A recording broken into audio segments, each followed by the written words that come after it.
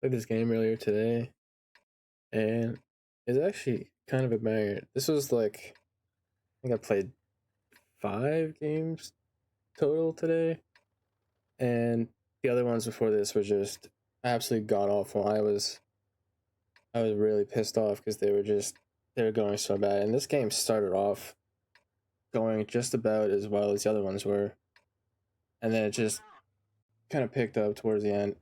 Usually, I feel like a lot of the games that I've recorded and uploaded to YouTube, they've been like I don't know, like they're decent games, they're interesting, but the gameplay is really just not that special. Like I don't really do a whole lot that actually takes skill to do, but this game I feel like gameplay wise is probably one of the best like actual full replays. Uh, but the beginning of this game is fucking horrible. Like it is really bad. In the end, I did like 7.7k in this game, which is not a lot of damage, but considering how bad this game started, it's actually a pretty decent amount of damage. Uh, Coming this way is just like stupid, especially in like a leopard in this matchmaking. I just honestly, maybe it's just me. I kind of feel like this side of the map is just fucking horrible. Like in this side, you kind of have to commit, and if you don't commit, you just sit here and fight it long range. It's just super cringe.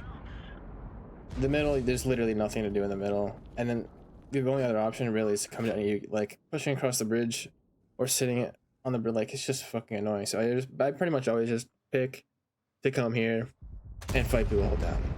And yeah, this guy was this sent 7-1 is really pissed me off this game. Mostly just because I couldn't pen him. What is it with like the 7-1 and the cax? They're like impossible to pen in the turret with the leopard, the APCO. I'm just gonna speed this up because like literally nothing happens here. The only thing is my team starts losing ice road, and all 3 people that are with me just all collectively abandoned me at the exact same time, so I have to rotate out. Otherwise I probably would have stayed here and fought these guys. Like right now, as soon as the M103 dies, all 3 of them at the exact same time start leaving, and I look at the map, I'm like, what the fuck is going on? Like, how is that so in sync? That is insane. So I'm totally fucked. I have to run away because without any teammates, there's nothing preventing these guys from peeking me or pushing me, and then I'm just dead. I was expecting to take one from the scent leaving, but somehow the conch has just rotated to a spot to be able to shoot me. Fortunately, the scent didn't actually pin me. So yeah, this game is going amazing. I've done 1 shot of damage to the Centurion, and I have to run away, and I don't do anything as bad. I'm gonna speed this up. It's like, what did I just do? Fuck. Okay. I'm speeding this up anyway. So I'm just sitting here like a fucking idiot, doing jack shit until the scent and the conch start peeking over here. I've never actually shot at these guys from here before. That misses. It's just, this game is just going great. Look at this. That's fucking awesome. How the hell is that a bounce? Where on the side of that tank could I possibly hit to bounce? Like, I was, between the games I had before this and like how this game is going right now, I was fucking pissed right now. My team is just melting. Fortunately, this is like the only map in the whole game where you can kind of just totally backpack a team from right here. I felt like I was like, this game was not going well. I was totally expecting to lose here. The CBR, this guy tries to climb this shit, spots me, which is kind of annoying to be honest. Like he's just having fun, honestly. He's just sending it around his CBR. Good for him. Look, fucking piss me off. And this is kind of your standard game from up here. I was like, I should have shot that guy the first time I was aiming at him, but then he started backing up, and I wanted to do damage to the scent because he was the one I was more worried about closing with more HP. But I ended up killing the whatever the fuck thing that is that I just killed. Looking back, I'm actually kind of pissed that I didn't kill the Ferdinand there. That was the kill that I missed out on. That would have been my pool's medal. I was considering driving straight down in the CBR and like ramming him, but giving up the high ground would have been a throw, and I should have honestly probably taken damage from the scent for that. It was stupid to commit as far down as I did, but fortunately, I ended up being fine. This is an over peak. I knew that he was gonna be able to shoot me if I was like peeking there.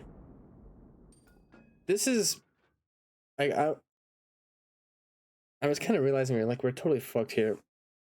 As soon as the grill pulls up, originally I wanted to like load HE and try and get the even 90, but then the grill shows up, and it's just not looking too good. So I was loading HE anyway, mostly for the even 90. But then when I started driving this way, I realized that the Centurion is also a one shot for HE, but I'll have to like shoot him in the side kind of engine deck area. So I decided to make this is like a Chad play. I go over the top, third person engine deck. Not really engine deck, it's like side above the tracks, and then drive around the grill.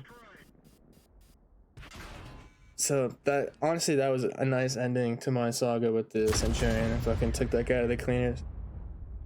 Then the grill is just kind of screwed. I was holding him here for the Sturv, but Sturv died already, so what are you gonna do? Artie was such a fucking pain in my ass this game. I originally think about chasing the even 90, but I'll never catch and or spot him. So, especially with the EBR on the team, I cannot give up this hill thing. I'll drive back this way.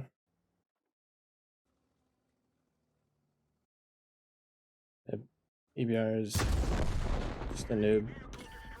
And the problem is, like, I had APCR queued, and I knew the next tank I was going to be fighting was going to be the even 90. Like, he was going to push me.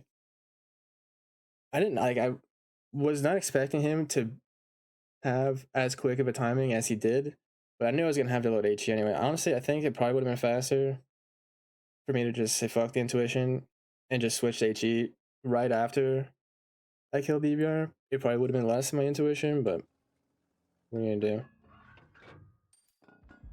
do? I get caught in sniper mode here, especially considering how low my DPI or how low my sensitivity is. I'm kind of in a really bad spot here, but this happens sometimes. Like, I'll get caught in sniper mode. What you have to do is you have to fucking turn hard into the shot with like a large mouse movement. So, like you don't even see the reticle at all, but it's a pretty reliable shot. It just looks it looks pretty goofy. From there, I was kind of like, I'm kind of chilling now, because I think, yeah, the waffle was a one shot. The conch was like a 2-shot ish. And backseated in the fucking chat. I was like, at that point, I just wanted to spot over here, kind of make sure that there was nothing flanking me this side, because what I wanted to do was peek wide out here, but I don't want to like peek out here without checking this first, because if I drive over here and peek and some fucking idiot pulls up here and shoots me in the ass, then it's just a stupid way to lose. They kind of like, they took away a lot of the positions to shoot down from this side. This was a mistake right here. Backing up, I don't know what I was thinking, to be honest. Like, I knew the already had an angle based on where he was shooting me from, but I thought, I don't know, I could back up here quicker than I did or something. But what I should have done is driven forward straight away like this, get speed, and then come back up, because the way I back up here, it's just literally RNG that didn't die to this already. So that was a stupid play. Unfortunately, the conk is not a one shot for APCR, but not a huge deal. Like peeking here when I was still stunned is a misplay because less camo, less view range. We should have sat here until the stun was gone and then driven like this into this bush without exposing myself with no bush here. Because if this guy was on like this side of the rock or something and not exactly where he was, he could have lit me, especially how far is this? 270, 280-ish. I mean, I think he lights me whether or not I'm stunned, but this is just a misplay. Fortunately, he's just chilling there and this hits. And now I'm kind of really chilling. This conk is super slow. So I just make the decision to go down this way, whether or not this guy was here. I see him like actually kind of aiming towards me, so I pre-fire him, but I hit those, so not really a big deal.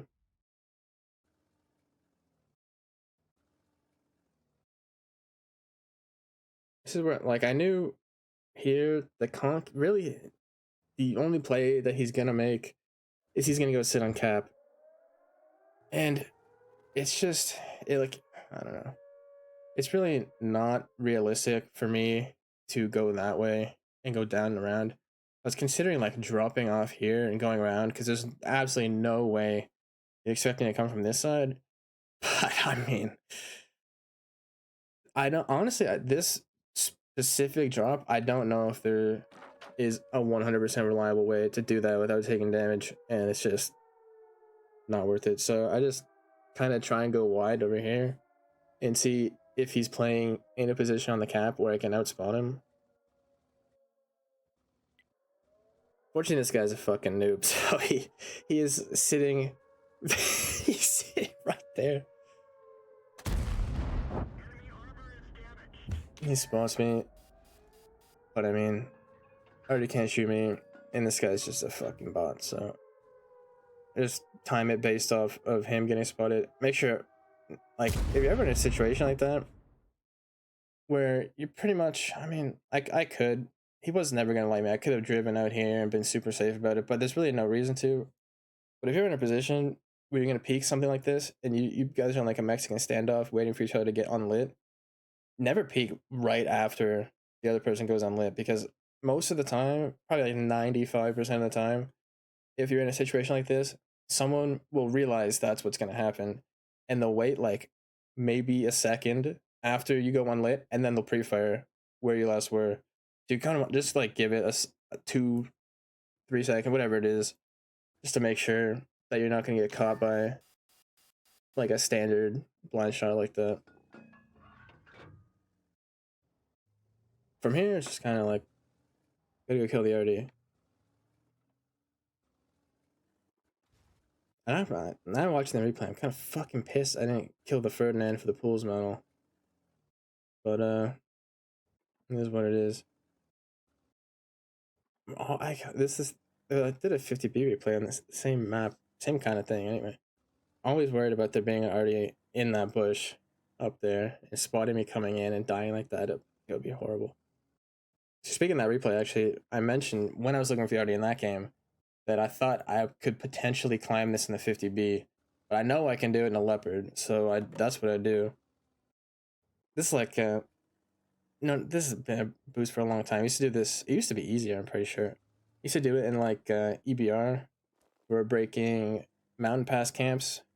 Like you would come up here and spot them all camping in the back for RD and stuff.